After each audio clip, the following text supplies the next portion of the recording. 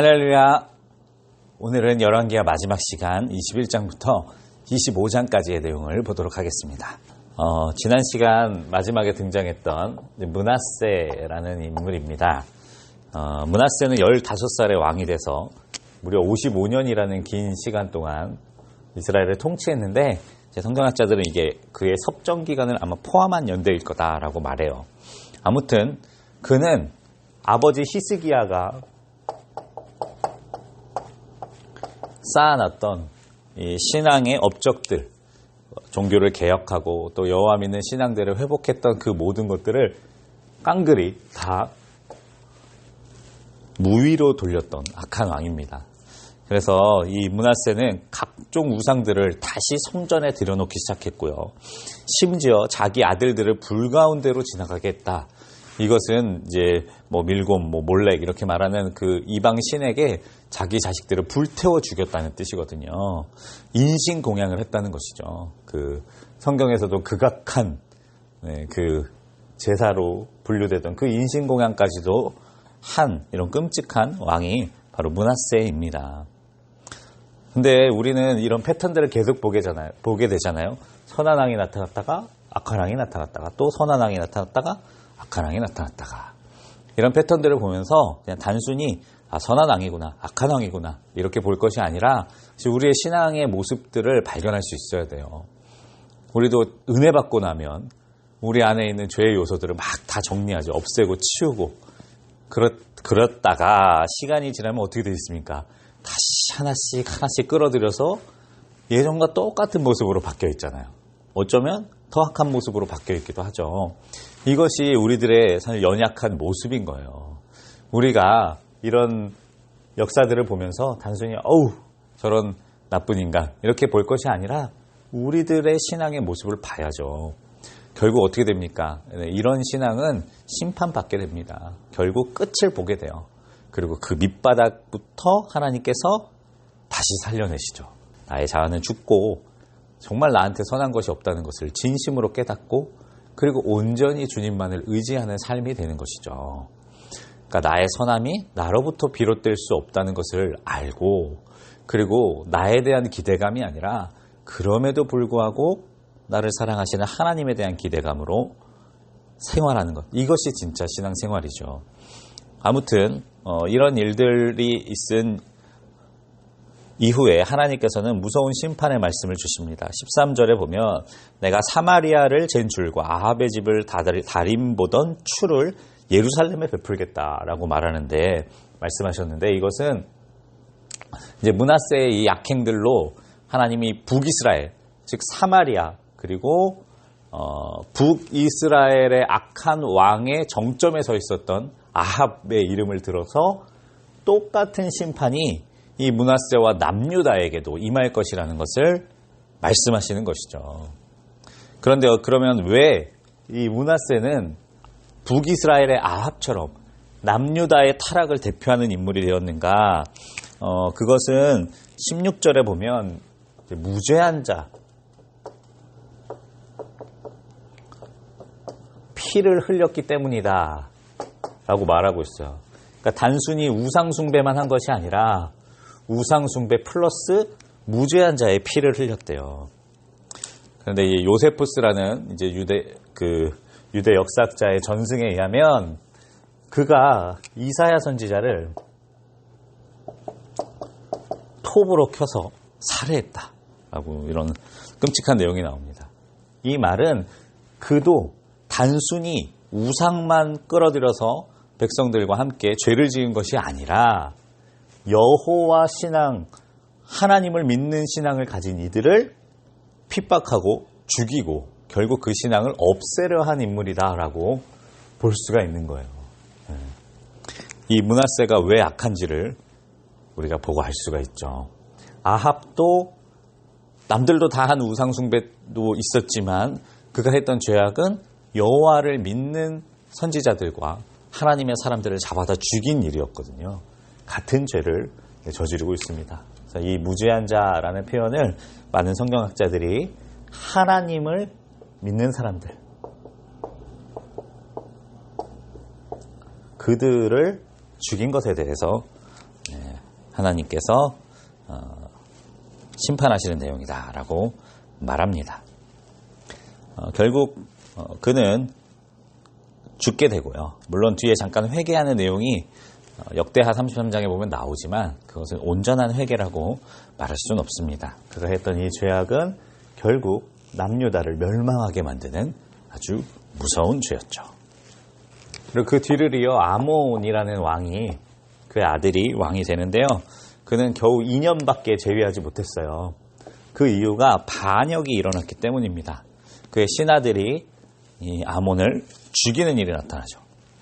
그런데요, 놀랍게도 그 반역을 일으켰던 신하들이 이스라엘 백성들에 의해서 다시 죽게 되고 아몬의 아들이었던 요시야라는 인물이 이제 왕이 되게 됩니다. 네, 요시야가 왕이 되게 됩니다. 이것은 두 가지 측면에서 볼 수가 있어요. 하나는 다윗으로부터 이어지는 혈통을 끊지 않겠다라고 말씀하신 하나님의 약속 때문에 중간에 그의 부활하는 것은 다윗의 혈통이 아니잖아요. 다른 누군가가 왕이 될 뻔했으나 하나님이 막으신 첫 번째 이유가 있고요. 그리고 두 번째는 이 유대 민족들이 물론 우상 숭배하고 잘못하지만 그러나 다윗으로부터 이어지는 영적 계보를 인정할 수 있는 그래도 나름대로의 신앙을 가지고 있었다라고도 추측해 볼 수가 있어요. 그래서 다른 왕조를 허락하진 않았던 것이죠. 그래서 요시야는 8살이라는 어린 나이에 왕으로 즉위를 하게 됩니다. 아마 이 아몬의 나이, 이 연대들을 계산해 봤을 때 16살쯤에 이 요시야를 낳았을 것으로 추측돼요. 그러니까 16살의 아버지가 요시야를 신앙으로 길렀을 리는 만무하죠. 그렇다면 그가 이렇게 훌륭한 신앙인으로 이제 요시야는 선한 왕이거든요. 잘할 수 있었던 이유에는 그의 어머니가 있었을 것이고 또 그의 주변 사람들이 있겠죠. 네, 그런 것들을 추측해 볼 수가 있습니다. 그의 어머니는 여디다라고 말하는데 이것은 사랑받는 자라는 뜻을 가진 이름이에요. 솔로몬의 별명이기도 했죠. 여디디야. 네, 솔로몬의 별명이기도 했던 그 이름을 가진 추측해보건대 훌륭한 신앙을 가졌던 어머니 밑에서 자랐던 요시야였습니다. 요시야가 18째 되는 해에 하나님의 성전을 보수하고 그곳에서 성경, 율법책이죠. 정확히는 토라, 모세 5경을 말하는데 그것을 발견하는 그런 일들이 나타납니다.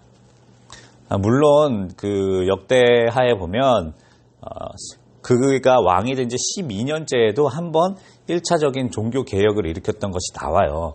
그런데 여기서 핵심 포인트, 왜 두 번째 것을 더 강조해서 이 열왕기하에선 보여주느냐?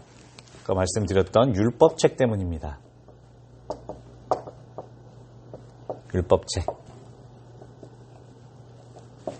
창세기부터 신명기까지. 이 5권의 책. 이 책을 발견하게 된 것이에요. 이것은 어떻게 보면 율법의 가장 뼈대, 하나님 말씀의 이 근원이라고 말할 수 있는 책이죠. 이것이 회수된 내용이 참, 마음이 아파요. 뭐냐면, 이제, 요시야 왕이 18째 되던 때에 성전을 수리하기를 지시를 했는데, 할아버지 므낫세부터 아몬까지 그의 조상이었던 히스기야가 회복했던 성전을 아주 엉망으로 만들어놨어요. 그런데 누군진 모르지만 알 수 없는 누군가가 이 율법책마저 사라질 것을 염려해서 그것을 성전 모퉁이에다 숨겨놓은 것이에요. 이 성경책을 숨겨놓은 겁니다. 그런데 수리하다가 이것을 발견하게 된 거예요. 그 당시에 이런 책의 모양은 아니었겠죠. 두루마리였겠죠. 두루마리. 이것을 발견해서 그것을 사반이 읽고 그리고 그것을 왕에게도 읽어주게 됩니다. 그 왕이 그것을 읽고 나서 한 반응이 참 중요해요. 요시야가 여기 있는 말씀을 읽은 다음에 했던 행동이 무엇이냐면 옷을 찢고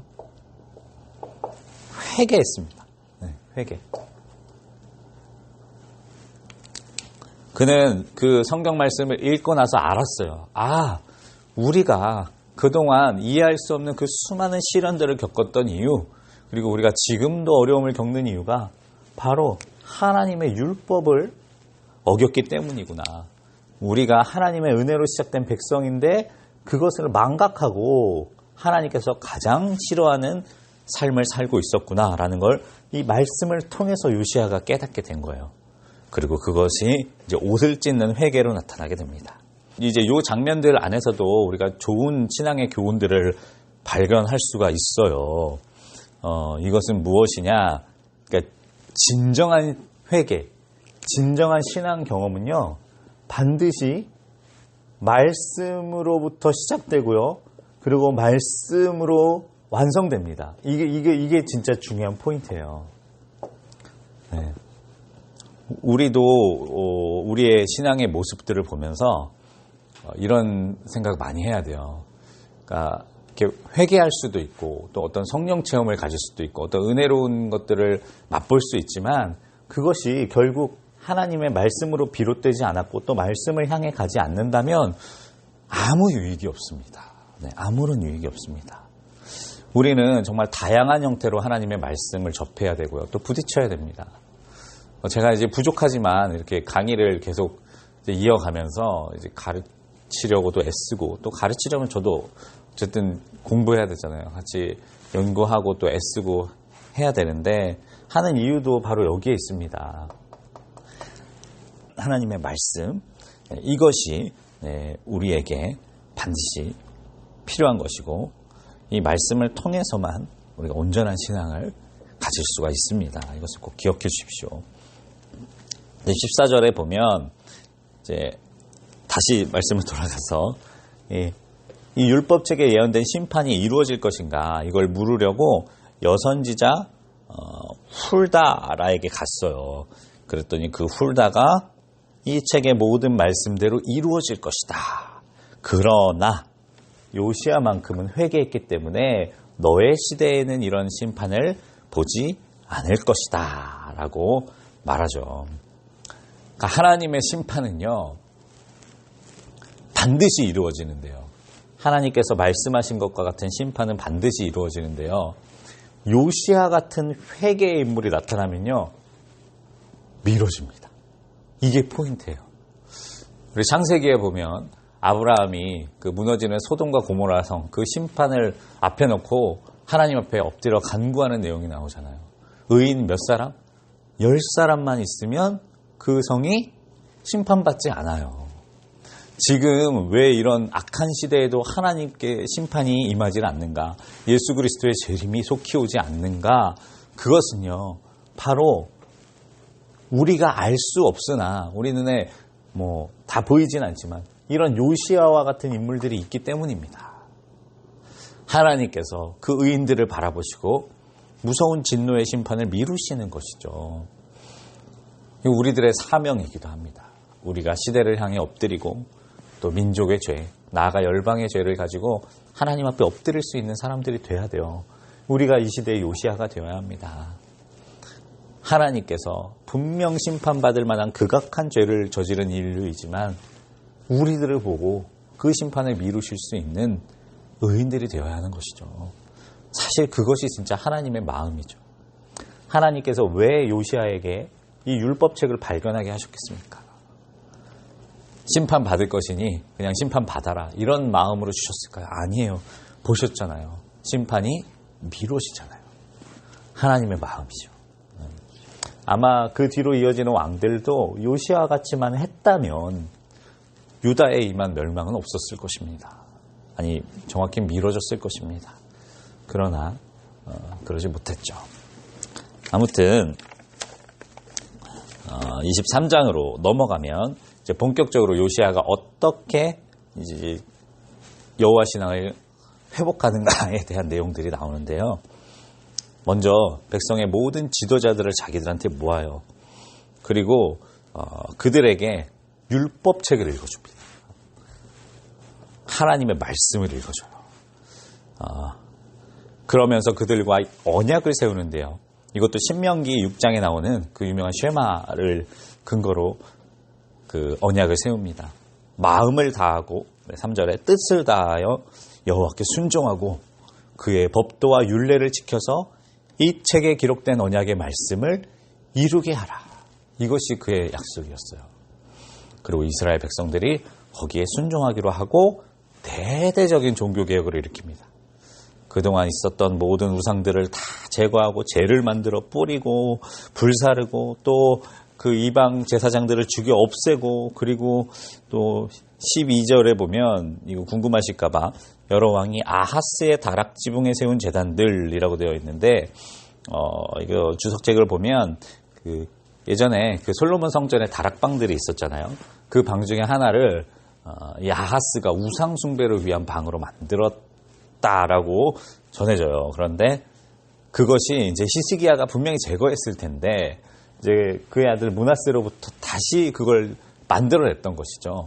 근데 그것을 또 누가 어디 있습니까? 요시야가 또 없애는 그런 모습. 이것이 아하스의 다락지붕이라고 생각하시면 되고요. 그리고 또 그동안 하나님께서 무려 300여 년 전에, 그러니까 북이스라엘의 여로보암 왕이 시작될 때 예언하셨던 그 예언의 말씀을 이루십니다. 무엇이냐면 여로보암이 베델에 금송아지를 세울 때 하나님의 사람이 나타나서 그 위에서 하나님께서 그 베델에 세운 그 금송아지를 없애고 그 제단 위에 우상 숭배하던 그 제사장들을 불사를 것이다. 이런 내용의 예언들을 했었는데 그 예언이 바로 요시야 시대에 성취되죠. 그때 요시야라는 왕의 이름까지도 예언을 했어요. 이게 열왕기상 13장 2절에 우리 같이 공부한 내용이 나오는데 그 일들을 이루시는 장면들을 볼 수가 있습니다. 결국 요시야라는 인물이 하나님의 은혜로 선한 왕으로 이스라엘 남유다를 정결하게 하지만 이것도 하나님의 계획 안에 있었다라고 말할 수가 있는 것이죠. 그렇습니다. 하나님의 계획은 참 놀랍습니다. 이렇게 요시야는 우상들을 제거하는 일들을 했을 뿐만 아니라 하나님 신앙 6월절 예배를 회복했습니다. 히스기야도 물론 6월절을 이제 회복하여 드리는 장면이 나오는데 그 날짜라든지 방법에 있어서 온전하다고 말하기는 좀 어려웠어요. 그런데 요시야는 이제 온전한 6월절을 지켜 드리게 됩니다. 그리고 뭐 그 외에도 여러 가지 말씀을 이루기 위해 애를 썼으나 26절에 보면 그러나 그럼에도 불구하고 크게 타오르는 하나님의 진노를 돌이키시진 않았다. 이것은 므낫세가 여호와를 경노하게 한 그 경노 때문이다라고 말합니다. 그런데요, 이 므낫세의 죄라는 것을 우리가 좀 생각해 봐야 돼요. 그러니까 므낫세의 죄는 단순히 그냥 므낫세의 한 개인, 왕 하나, 또 왕조 한 세대가 저지른 죄만을 말하는 것은 아닙니다. 이제 아합의 죄라고 말하면 그건 북이스라엘 전체의 죄를 말하는 거거든요. 그것처럼 바로 이 므낫세의 죄라는 것도 그동안 누적되어 왔던 남유다의 모든 우상 숭배와 죄악들을 한꺼번에 말씀하시는 내용이라고 할 수가 있습니다. 네, 그리고 이런 선한 왕이었던 요시야마저도 고집을 부르다가 이제 애굽과의 전쟁에서 화살에 맞아, 적군이 쏜 화살에 맞아 죽게 되고요. 그런데요, 이 죽음이 하여튼 그 뒷 내용들을 보면 오히려 복입니다. 이때 안 죽었으면 정말 요시야는 험한 일들을 많이 겪었어야 됐습니다. 어쩌면 이 죽음마저도 하나님의 은혜라고 생각할 정도로 그 뒤로 이제 멸망의 스토리들이 정말 미끄럼터듯이 주르륵 이렇게 흘러가게 되는데요. 그가 죽은 이후에 이제 여호아스라는 이 요시야의 아들이 이제 급하게 왕으로 세워졌어요. 그런데 그 전투에서 당연히 누가 이겼겠습니까? 애굽이 이겼죠. 그러니 그 애굽이 그 여호아스를 잡아다가 폐위시키고 그리고 자기네 나라로 끌고 가버리면서 엘리야김이라는 요시야의 아들을 왕으로 대신 세웁니다. 그리고 그 이름도 나중에 여호야김이라고 바꾸게 하죠. 그리고 그 여호야김은 25살의 왕이 되어서 11년 동안 이스라엘을 다스리게 됩니다. 근데 그가 다스리던 때에 어떤 일이 일어나느냐, 이제 24장으로 넘어오면 여호야김 시대에 바벨론의 왕 느부갓네살이 올라오게 돼요. 네, 바벨론의 왕 느부갓네살이 올라왔다는 건 뭐냐면 그동안 이제 이스라엘 땅이면 이쪽에 이제 아람, 그리고 그 뒤로는 아시리아, 성경에 아수르라 그러죠. 아수르가 이제 패권을 잡고 이스라엘을 계속 괴롭혀 왔는데, 그리고 북이스라엘도 이 아수르가 침공했는데, 이때 이 신흥 세력이었던 바벨론이 이 아수르를 멸망시키고 등장했다는 걸 보여주는 거예요. 그래서 이 바벨론의 왕 느부갓네살이 그 세를 여기까지 뻗쳐왔습니다. 어디였느냐? 바로 이 이집트의 느고 왕이었습니다. 느고 왕. 그래서 이 둘이 한번 갈그미스라는 곳에서 붙어요.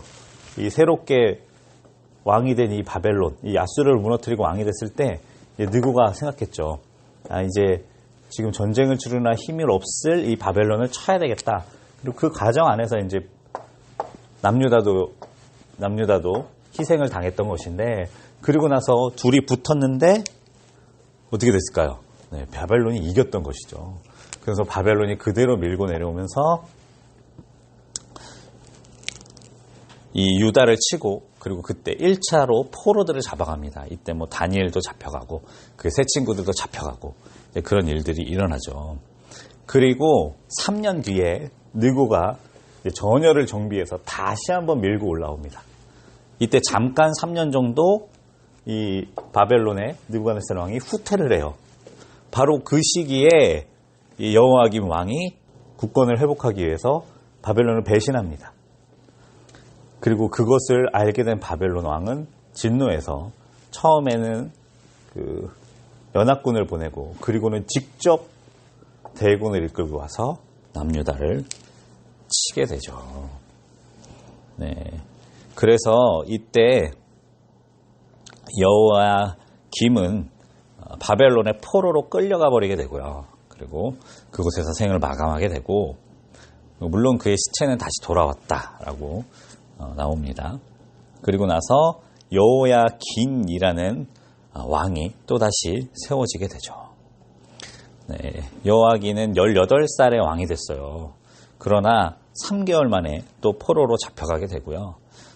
그리고 그때 그 포로로 잡혀가던 시기에 남유다에 있는 모든 값진 것들과 또 귀중한 인적 자원들, 사람들까지도 또 한 번 포로로, 2차 포로로 잡혀서 끌려가게 됩니다. 그리고 바벨론 왕은 여호야긴, 그러니까 여호야긴, 지금 끌려갔던 그 여호야긴의 숙부였던 마따니아를 왕으로 세우고 그를 시드기야라고 이름을 고치게 되죠. 그리고 시드기야가 바로 유다의 마지막 왕으로 즉위하게 됩니다. 그는 유다의 왕으로 즉위하면서 다시 한번 바벨론을 배반해요. 그리고 바벨론은 그것에 대해 분노하면서 시드기야가 9년째 되던 해에 다시 한번 느부갓네살이 본대를 거느리고 이제 침공을 해오게 되고요. 근데 이 침공이 얼마나 끔찍했냐면, 남유다는, 예루살렘은 맞서 싸울 힘이 없었거든요.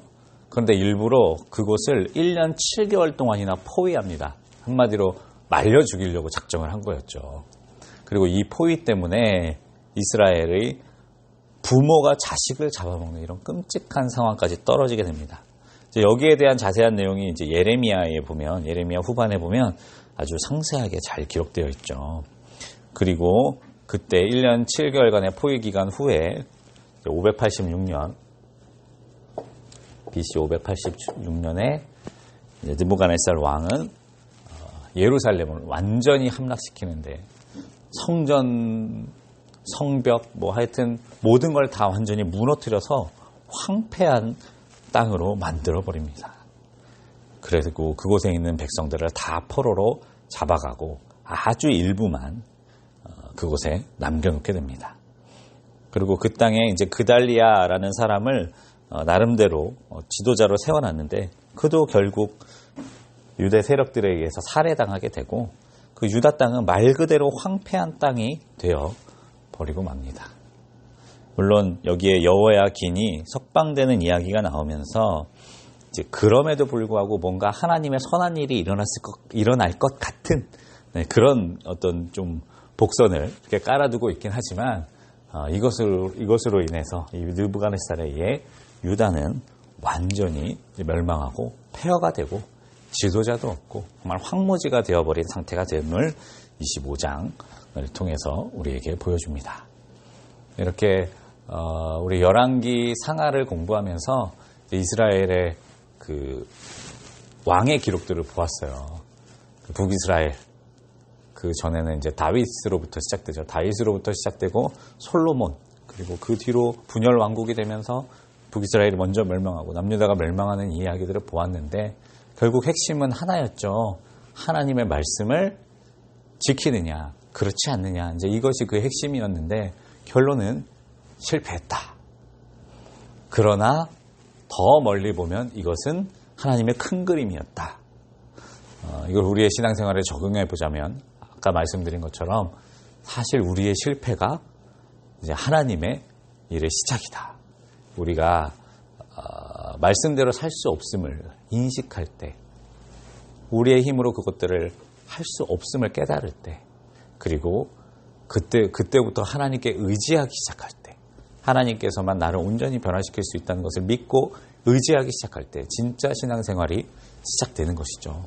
바로 하나님께서 이 남유다와 또 이스라엘을 이런 완전 제로 포인트 아무것도 없는 상태로 만들어 놓고 다시 그곳에 구원의 이야기를 써내려 가시고 결국 예수 그리스도까지 이끌어내시는 이 일련의 과정들, 우리가 이것들을 우리 왕조의 이야기를 보면서 배울 수가 있습니다. 수고 많이 하셨고요. 다음 주부터는 이제 다시 역대상부터 시작될 텐데요. 지금까지 배운 내용들을 좀 더 자세하게 한 번 더 정리한다고 생각하시면 좋습니다.